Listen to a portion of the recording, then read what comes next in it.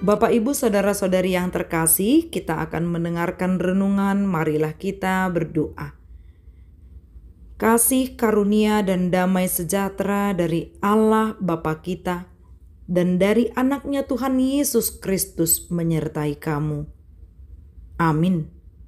Firman Tuhan yang menjadi nas renungan bagi kita tertulis dalam Injil Lukas pasal 9 ayat 35. Maka terdengarlah suara dari dalam awan itu yang berkata, "Inilah anakku yang kupilih, dengarkanlah dia." Demikian firman Tuhan. Mendengar suaranya.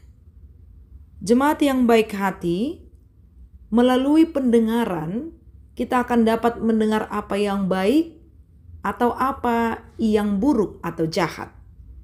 Melalui pendengaran, apa yang sering kita dengar dapat menentukan tentang kepribadian kita.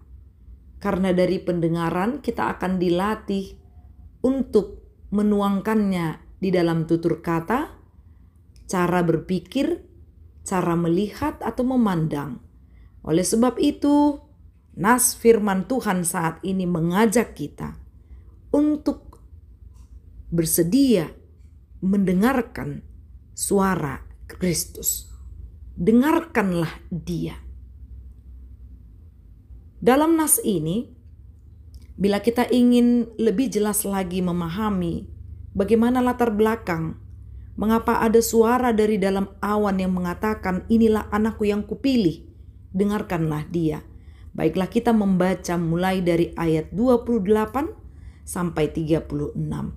Waktu itu murid-murid Yesus yang lain sedang tidur. Yesus mengajak 3 orang, yaitu Simon Petrus, Yohanes, dan Yakobus untuk naik ke atas bukit atau gunung dan mereka berdoa di sana. Lantas di saat mereka berdoa, ternyata ada 2 orang yang berdiri bersamanya, yaitu Musa dan Elia. Mereka ditutupi oleh awan yang begitu tebal dan mereka mendengar suara dari dalam awan itu mengatakan, "Inilah anakku yang kupilih, dengarkanlah dia."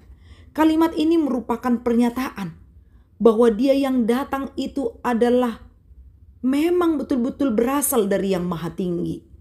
Dia yang datang itu, yaitu Kristus itu, bukan datang dari dunia ini seperti Musa dan Elia, tapi dia lebih besar dari antara tokoh-tokoh Alkitab, dan dia yang mengatasi segala sesuatunya. Artinya, dia bertahta di kerajaan sorga. Untuk itu, baiklah kita mengenalnya dengan cara mau mendengarkan firman-Nya. Baiklah kita benar-benar mendekatkan diri kepadanya dan memiliki hubungan yang baik, karena kita menyadari tanpa Tuhan, tanpa suaranya yang menyelimuti kehidupanmu, kita tidak akan bisa memfilter hal yang baik dari yang buruk. Maka teruslah rindu untuk mendengarkan firman-Nya. Sebagaimana yang kita dengar, berbahagialah orang yang mendengar firman Allah serta memeliharanya. Jadi jika kita mengkehendaki menjadi orang yang berbahagia, yang harus kita lakukan, latihlah dirimu untuk mendengar, bukan hanya mendengar, tapi memelihara. Yang dimaksud memelihara adalah bersedia melakukan kehendak-Nya.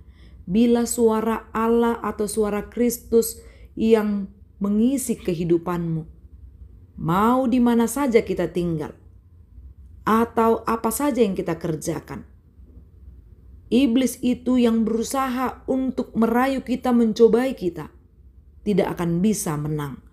Karena Kristus hidup di dalam dirimu dan engkau bersedia mendengarkan suara Kristus, maka iblis pun akan kalah.